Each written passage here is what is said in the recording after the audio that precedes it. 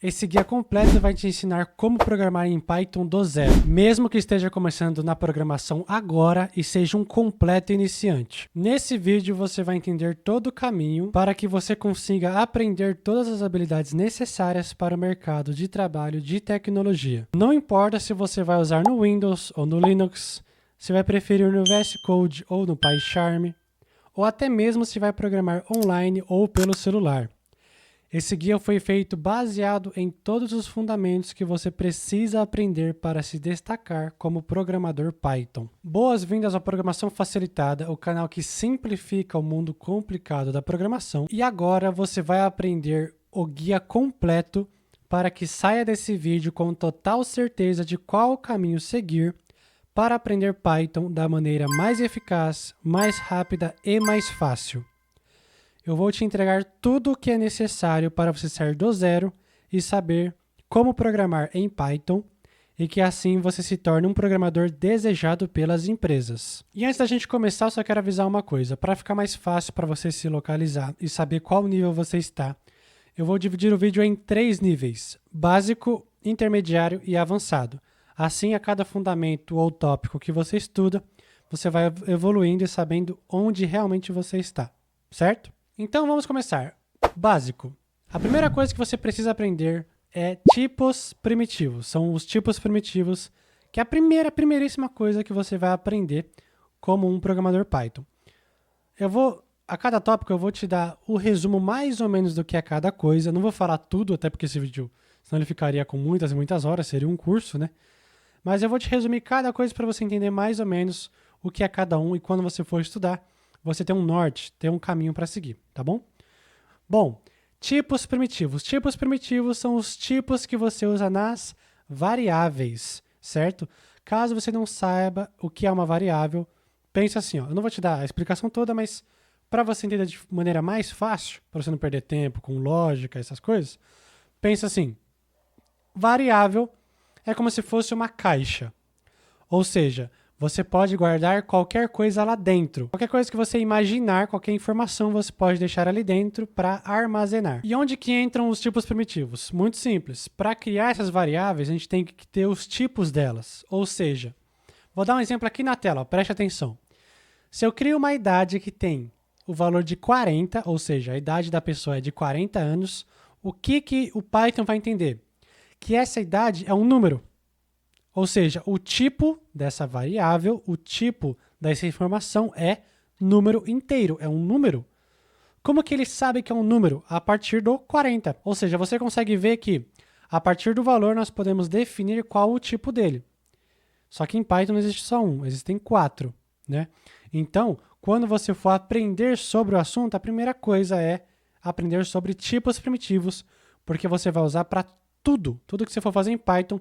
Quando você for criar variáveis, você automaticamente vai usar tipos primitivos. Segunda coisa, operadores aritméticos. São os famosos operadores matemáticos. Na programação em Python, para você fazer operações matemáticas, sendo soma, subtração, divisão, multiplicação, também tem outras, tá? Mas para você fazer essas operações, você usa sinais. E a partir desses sinais, você consegue resolver equações. Pode ser uma equação mais simples, uma conta mais simples, pode ser uma conta mais avançada, não importa, contanto que você faça a conta como ela deve ser feita, o Python vai te dar o resultado que você espera. Só que você tem que ter uma coisa em mente. As contas na programação não são iguais às da vida real. Como assim? Vou dar um exemplo. Se eu faço na vida real 10 vezes 5, eu falo que o valor é 50, tá bom? Só que tá vendo que o sinal de vezes é um x? E isso nós usamos na vida real. Na programação é diferente. Seria 10 asterisco 5 igual a 50. Ou seja, o sinal de multiplicação na programação é o asterisco. Esse é só um detalhe. Existem outros detalhes que você precisa aprender sobre operadores aritméticos. Mas sem eles nós não podemos fazer contas. Operadores de atribuição.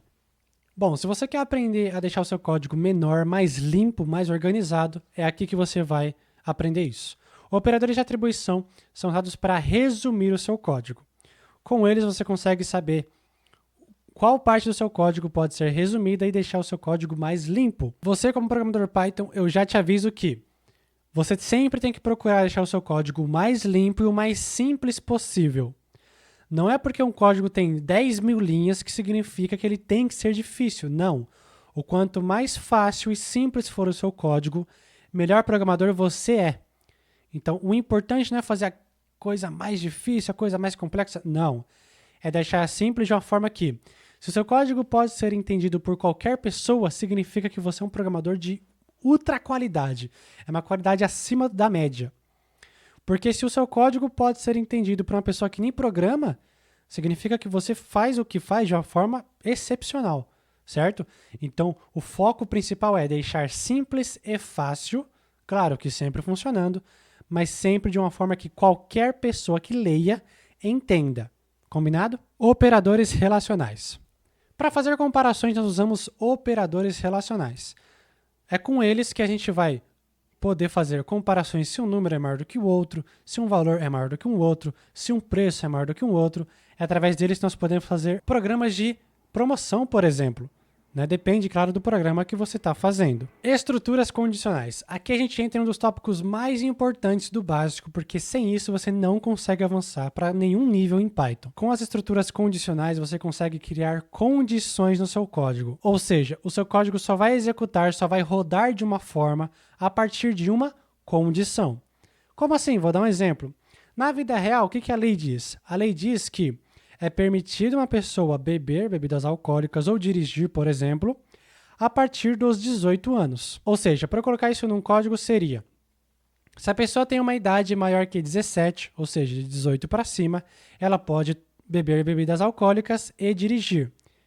Só que eu só consigo fazer esse se, eu só consigo fazer essa verificação, essa condição, através de estruturas condicionais. É por isso que essas estruturas são extremamente importantes, porque a todo tempo no seu código você precisa fazer verificações.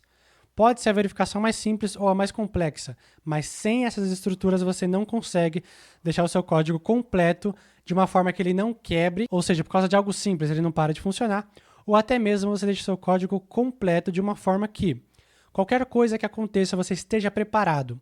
Pode ser através de testes, Claro que depende muito da forma que você programa. Eu sempre vou indicar testes, mais para frente eu vou falar de testes já, mas basicamente sem as verificações você não consegue saber se aquilo é certo ou se não é. Operadores lógicos. Através desses operadores você consegue fazer mais de uma verificação, ou seja, andam de mão dada com as estruturas condicionais. Quando a gente junta os dois, a gente consegue fazer verificações mais complexas e mais profundas, ou seja, quando a gente aprende operadores lógicos, nós podemos fazer mais de uma verificação para a mesma situação. É por isso que é mais profundo. Como assim? Vou dar um exemplo. Vamos supor que eu quero verificar se duas pessoas têm idades maiores que 18. Então, faço a verificação. Se a idade da primeira pessoa for maior que 17 e a idade da segunda pessoa também for, então está tudo certo. As duas são adultas. Só que eu só consigo fazer isso se eu tiver operadores lógicos. É claro que nós também usamos estruturas condicionais para fazer essa condição, porém, sem os operadores lógicos não poderíamos. Então é por isso que eu te falo que operadores lógicos andam de mãos dadas com estruturas condicionais. Quando você junta os dois, você deixa o seu código muito mais completo e muito melhor. Laços de repetição. Bom, se eu fosse fazer uma brincadeira, eu poderia chamar laços de repetição de salva-vidas, literalmente. Porque com laços de repetição, como diz o próprio nome, nós podemos criar uma situação várias vezes. Ou seja, se eu preciso repetir uma tarefa muitas vezes, é através desses laços que eu posso repetir. Aí você pensa, para que eu vou usar isso? Bom, muito simples. Se você tem um programa que precisa repetir a mesma ação muitas vezes, repetidas vezes, os laços de repetição vão salvar a sua vida. Porque imagina comigo, se você tivesse que mostrar na tela de um usuário uma mensagem 100 vezes, vamos supor, se tivesse que mostrar ali 100 vezes, imagina você escrever a mesma linha para mostrar na tela 100 vezes. Ia ser um trabalhão. Porém, é para isso que existem os laços de repetição. Através desses laços você consegue fazer a mesma ação várias vezes. Então, nesse caso, você repetiria por 100 vezes. Você precisa escrever uma linha só. Ou seja, você escreve a linha que você quer que ele repita, você fala, ó, essa linha daqui, esse código daqui, tem que repetir tantas vezes, nesse caso 100. Então ele vai pegar a sua linha e vai repetir 100 vezes. É por isso que eu falo que é um salva-vidas, porque ele literalmente economiza muito o seu tempo e evita você gastar tempo com coisa que não precisa, ficar repetindo a mesma coisa várias vezes. Se você está gostando desse conteúdo que foi criado para te dar o caminho completo para aprender Python, então aproveita e já deixa o like. E semanalmente eu trago vídeos para te ajudar a evoluir na área de programação. Esse vídeo está dando trabalho, então se você está gostando, não esquece de se inscrever para receber vídeos com mais informações. Agora vamos falar do intermediário. A primeira coisa que vamos falar se chama coleções. Coleções são fundamentais para deixar o seu código mais completo.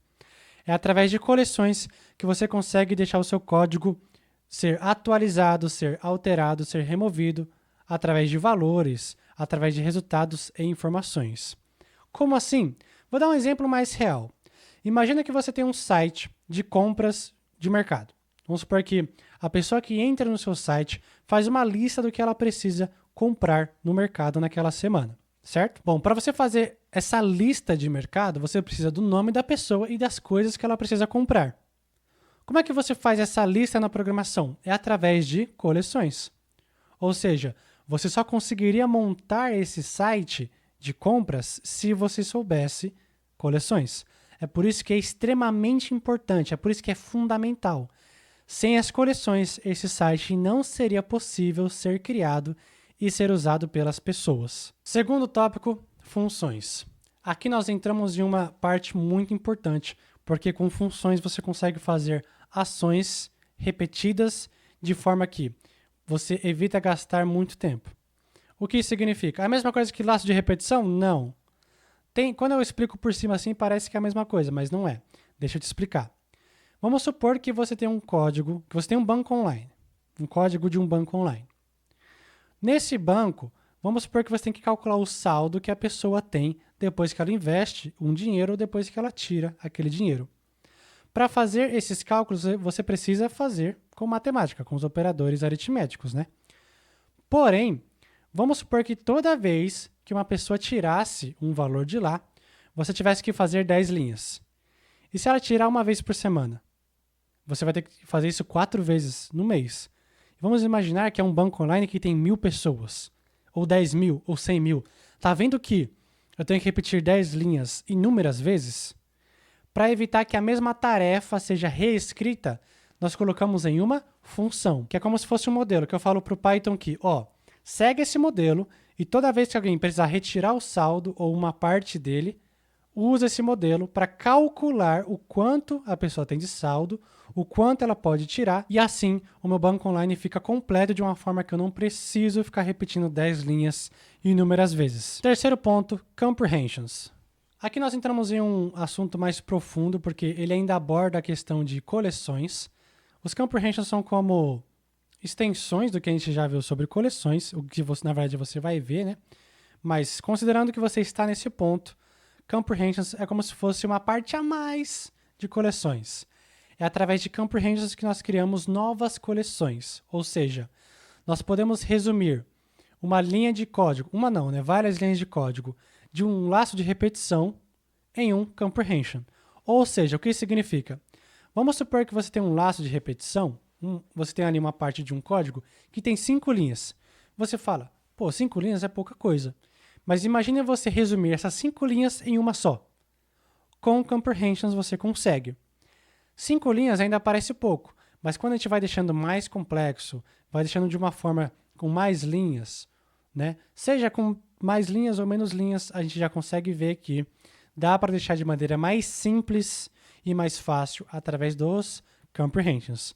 Mas o que eu quero que você entenda é que comprehensions são usados para criar novas coleções a partir de uma verificação, de uma condição, a partir de alguma coisa que você indica para o Python, certo? Quarto ponto, funções integradas. Bom, nesse ponto daqui é o ponto que você mais vai aprender sobre funções. São chamadas de funções integradas porque são funções que já vêm instaladas no seu Python, ou seja, a qualquer momento você pode simplesmente escrever e usar.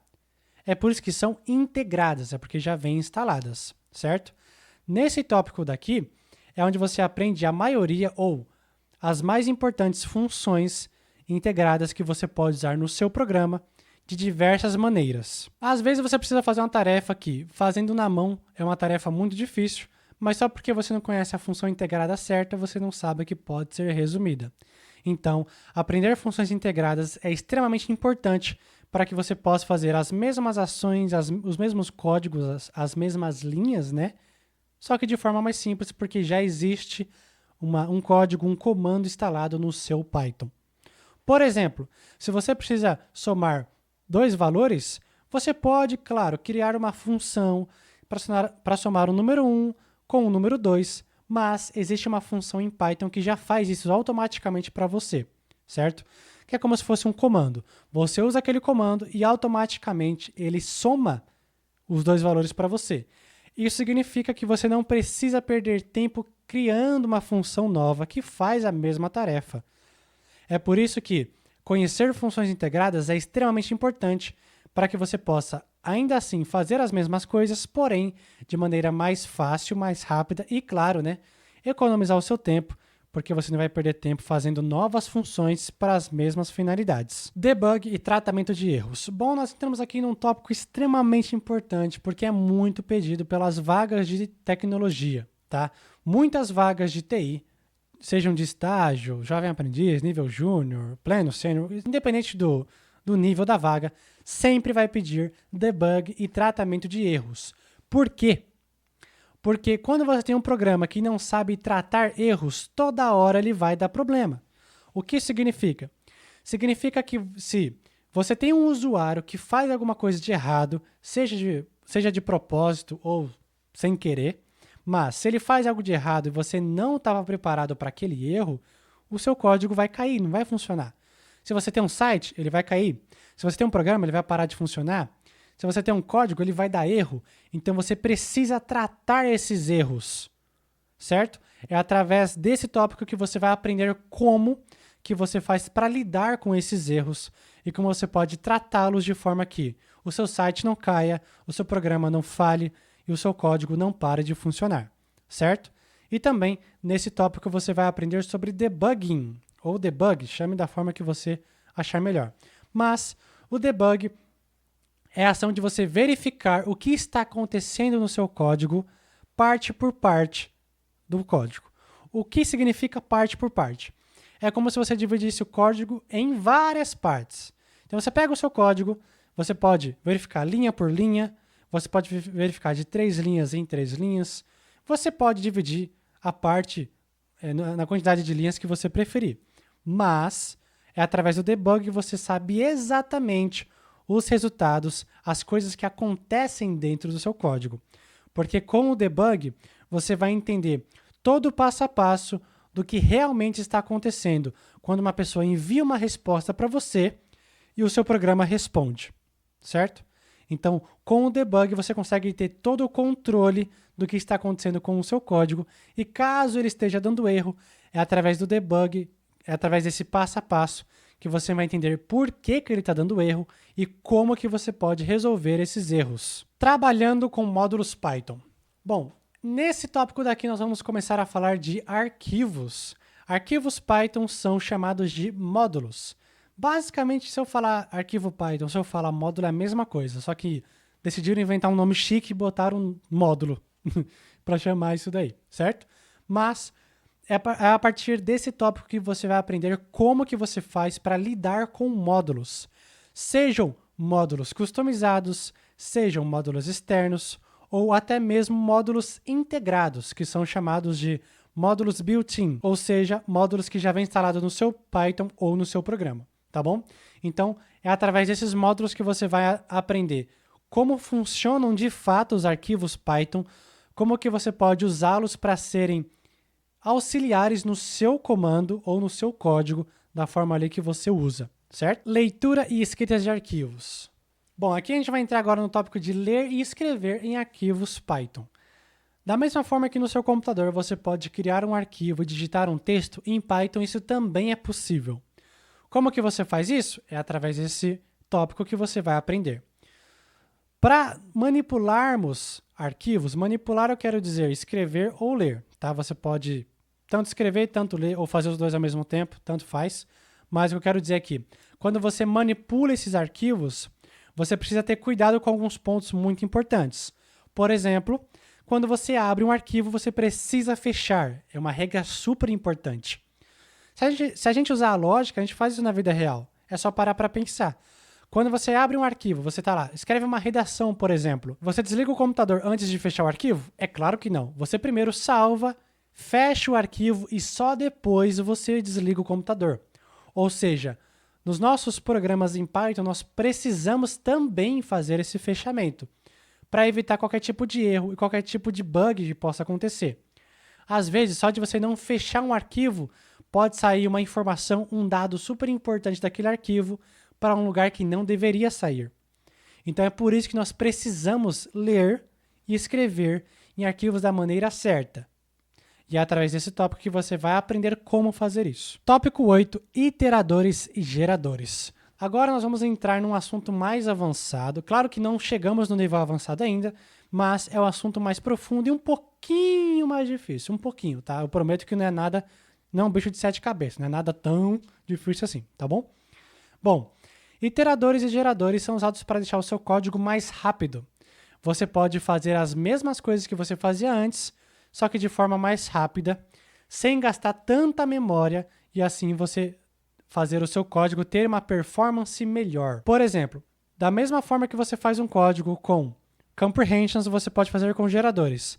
Qual que é a diferença? Muito simples, geradores são mais rápidos, economizam na memória, ou seja, eles gastam menos memória, então automaticamente a performance do seu programa vai ser extremamente melhor só de você fazer uma simples mudança, tá? É claro que esse tópico não é só isso, quando eu falo de aumentar a performance não é só isso, existem outros pontos, existem outros detalhes, mas esse é o ponto principal do porquê que você deve aprender isso daqui. Nono tópico, decoradores. Como diz o próprio nome, decoradores são usados para decorar o seu código, ou seja, para deixar o seu código mais bonito, para deixar decorado. É como se fosse um bolo, pensa num bolo. Um bolo só com a massa não fica bonito. Ele só fica bonito se você decorar, se você coloca ali todas as formas, o chantilly, a cereja, seja um pedaço de chocolate, de qualquer coisa, né? Quando você decora um bolo, ele só fica bonito depois de decorado. Então, são através de decoradores que você deixa o seu código mais flexível e mais bonito, porque você pode atingir os mesmos resultados em diferentes situações através de decoradores. É por isso que decoradores são muito usados em Python, certo?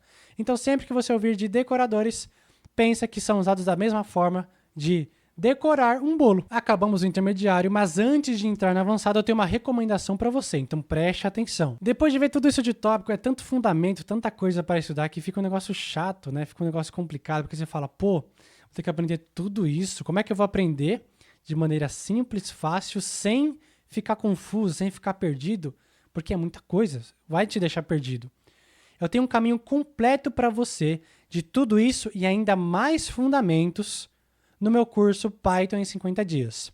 No primeiro link da descrição e no comentário fixado, eu te mostro como que você pode aprender tudo isso e mais coisas sobre a área de TI em apenas 50 dias.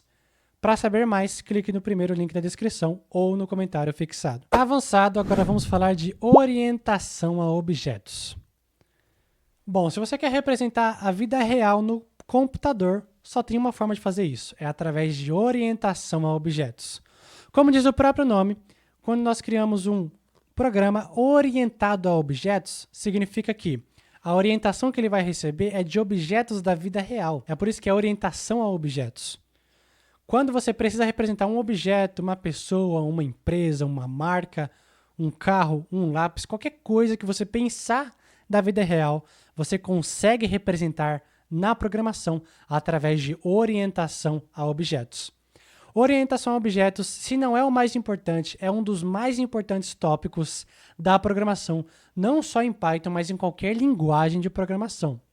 Quando você aprende uma linguagem, você decide ir para o avançado, você quer se aprofundar, você precisa aprender orientação a objetos para que o seu programa seja completo e ele possa representar qualquer coisa, literalmente, da vida real, certo? Serialização. Nós entramos num assunto que esse aqui é um pouco complicado, não vou mentir, porque ele é um pouco mais técnico, né?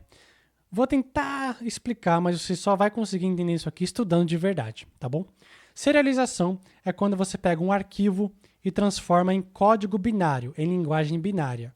O que isso significa? Vamos supor que você tem um arquivo de texto com a história da Chapeuzinho Vermelho. Vamos supor que você quer pegar vamos supor que você quer pegar esse texto e quer transformar em arquivo binário. Como é que você faz isso? É através de serialização, certo? Então você precisa aprender serialização para poder pegar objetos serializados e desserializar, ou o contrário, pegar objetos desserializados e serializar, que é basicamente transformar texto em linguagem binária. Terceiro ponto, manipulando data e hora. Bom, se você quer aprender a como você pode pegar a data da vida real, ou seja, o horário atual, a data atual e transformar em código, é através desse tópico que você faz isso. É muito importante que você consiga manipular data e hora para que você possa ter precisão das coisas que você faz. Seja alterar um arquivo, seja atualizar um código, seja até mesmo alterar uma palavra no seu site. Quando você manipula a data e hora, você consegue deixar o seu site mais atual. Você consegue ser mais preciso em relação à data e em relação à hora, certo?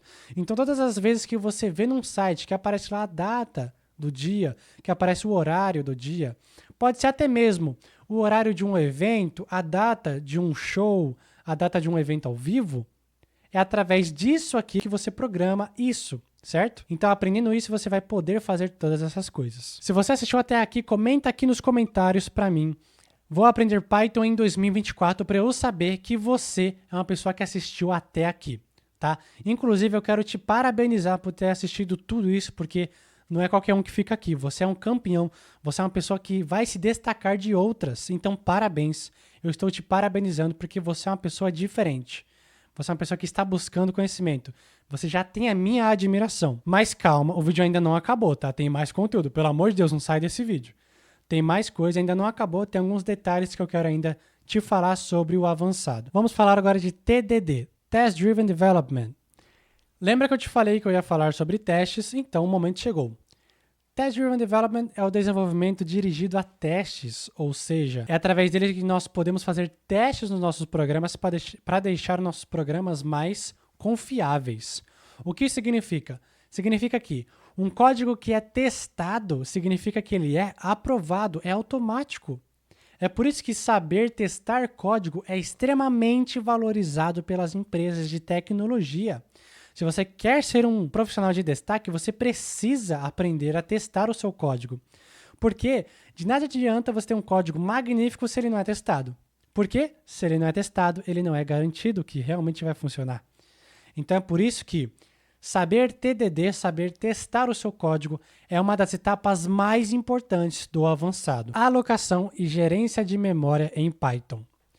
É nesse tópico daqui que você vai aprender como que você gerencia a sua memória em Python.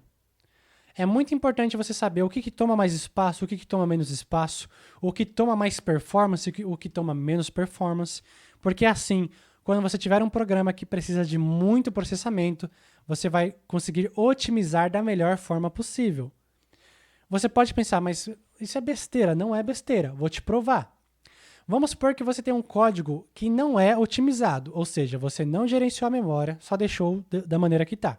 Vamos imaginar esse caso. E você tem 100 pessoas por dia usando aquele código. 100 pessoas por dia vai puxar da memória, mas não vai puxar tanta. Você vai falar, pô, é uma diferença, né? Vai puxar pouco, não vai ser um negócio realmente que vai pesar para o meu lado. Agora, imagina se na sua empresa são 10 mil pessoas por dia. Eu estou falando de 100 a 10 mil. Isso acontece, tá? Quando você tem essa alavanca, quando você tem esse boom, você precisa gerenciar a sua memória para não perder desempenho. Então, quando você aprende alocação e gerência de memória, você consegue ter controle do que dá mais gasto, do que dá menos e como você pode otimizar de uma forma que você tenha mais desempenho, tenha mais performance e economize o seu tempo e a sua memória do seu computador, da onde você guarda suas informações. Checagem de tipos em Python. Nós entramos num tópico agora que é um tópico bem pouco conhecido, mas é muito importante, tá bom? Através disso daqui você consegue deixar o seu código mais específico, Porque é através disso que você vai checar os tipos de variáveis, de verificações, de funções no seu programa em Python, certo? É através desse tópico daqui que você vai saber se o programa retorna o que deve retornar, se ele recebe o que deve receber, e assim você tem um controle muito maior. Mesmo aprendendo tudo isso, só tem uma forma de você se tornar um programador diferenciado. Você precisa aprender quais são as habilidades mais importantes que um programador precisa ter. Nesse vídeo eu te explico quais são e como você pode aprendê-las.